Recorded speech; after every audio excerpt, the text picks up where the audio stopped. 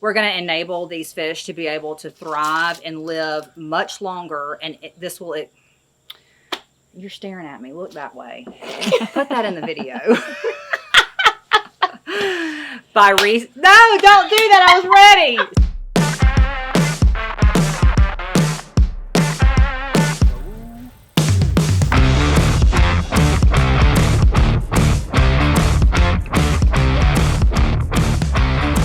Lots of lessons learned. Lots of new techniques to apply.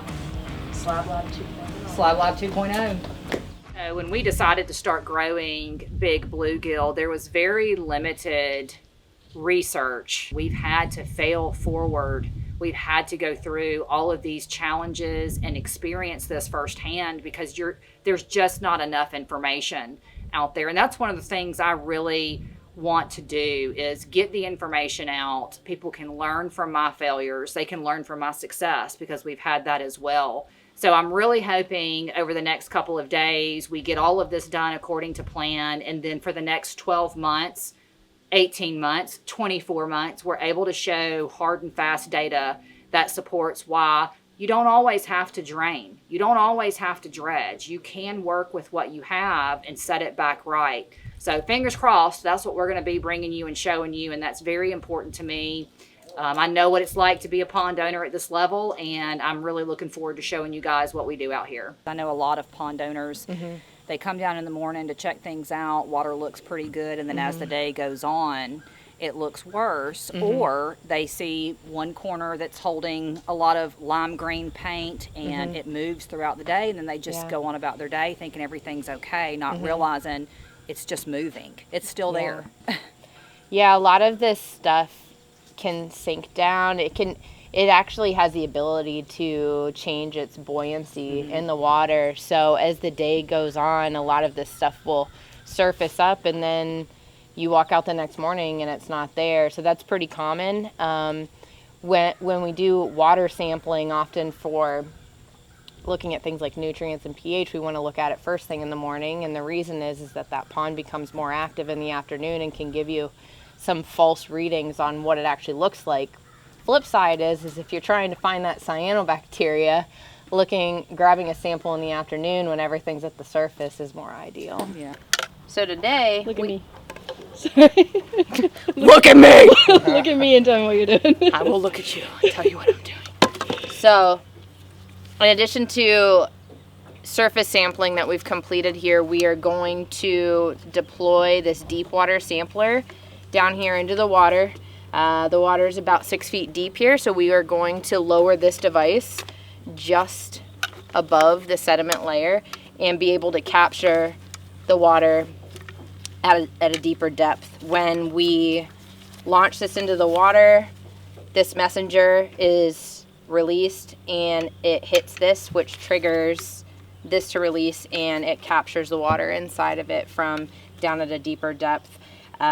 Water quality can vary greatly from what's at the surface to what's down at the bottom. The organic matter, for example, is severe in here, so that's releasing a lot of organics, a lot of ammonia, a lot of phosphorus into the water. So we're going to be able to capture what that water looks like down deep and not just what's at the surface. And that's really important when you're getting a full picture of water quality.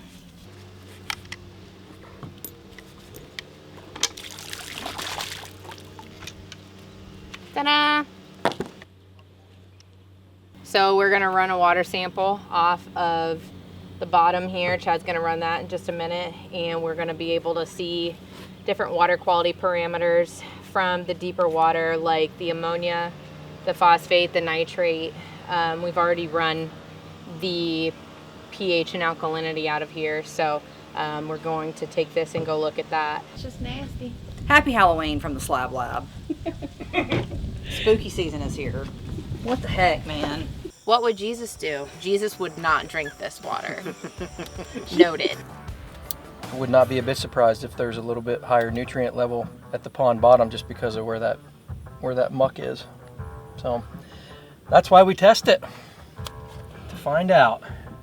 We really just want to get a baseline for like our Metafloc treatment for tomorrow. that kind of gives us I think they already figured that out, but it'll just kind of give a reassurance, I guess, maybe, nothing else.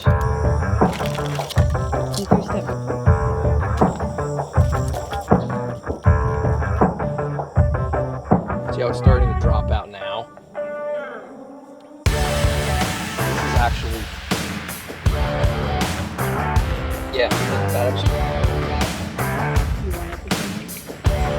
you can see it's turning, you see it's a slight pink color now. We've seen ponds go, like, make a complete change in 2 weeks time, so that's why we try to test the water every 2 weeks, just to make sure that water quality's remaining where it typically is, or where we want it to be anyway. Because if it's not, we want to find out why did something change? You know, did somebody, is there a new input into the pond? Did something happen? Did it turn over? You just never know. I'm Seki and I know it. This is a Seki disc. We use this to measure visibility in water. It's a very important pond management tool. It's kind of like a thermometer on how well your pond is doing. Too much visibility may be difficult to grow fish. Not enough visibility, you could be in a high risk zone for a potential fish kill or have a harmful algae bloom. Thank you. Come again.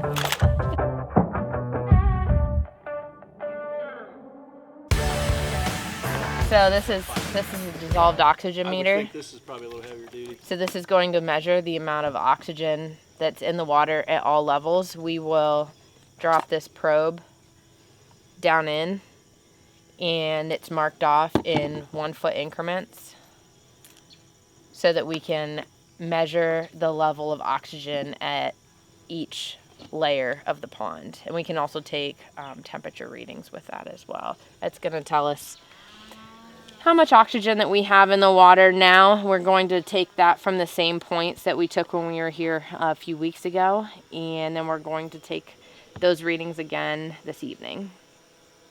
Dissolved oxygen does vary throughout the day, so your readings in the morning are going to look very different than the readings in the afternoon.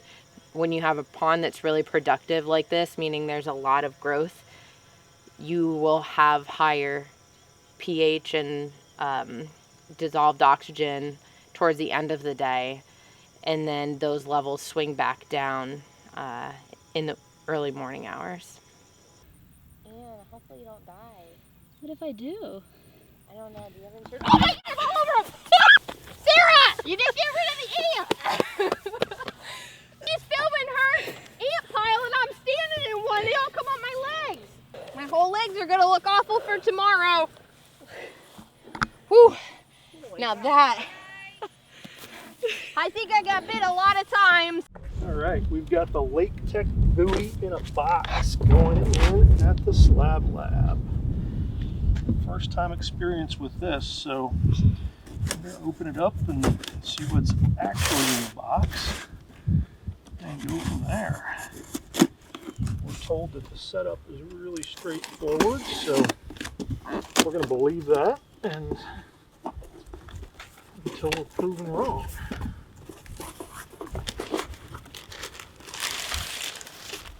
It indeed is a buoy in a box. Looks like a big giant bobber that I would use to catch big giant bluegill. So we're gonna set this out here at the Slab Lab. I'm still trying to figure out exactly where we're going to place it, but this buoy is going to have sensors on it that will give us dissolved oxygen and temperature readings below the surface and at the bottom. It will monitor the dissolved oxygen and the water temps of the pond at all times. So it's going to be really cool. I believe it reports back to an app on the phone where we can track and chart this data, which will be really important as we go forward.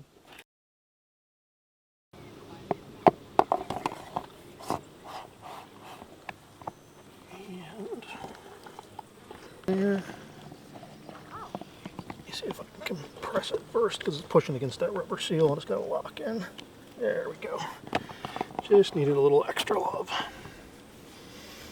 So literally the buoy in the box is assembled And I'm gonna check to make sure the lights are on. We're flashing for our connections, so that'll be the next thing we need to look at is making sure we're connected with the app. I just downloaded the app.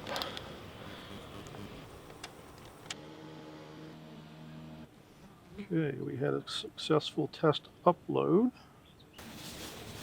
This dock has the deepest water that I could find, so yeah.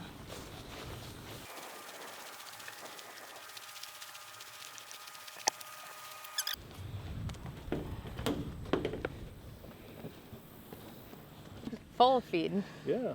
Ready? Let's hope that weight's enough to counteract that float. Yep, I'm ready. Let's hope so.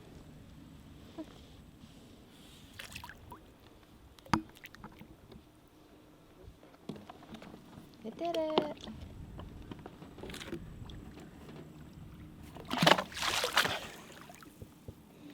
And you've been signed. Yay! Deployed. Okay. Day one done out here at the Slab Lab. We have a lot more to do, but we've made a lot of headway today. We're done. That's a wrap. High five. Look at there. Now we're moving. Yeah. All right, Chad, I don't know how to start this. Oh, hey, went the right way. We're gonna get it. Oh, look at that. To say what the muck.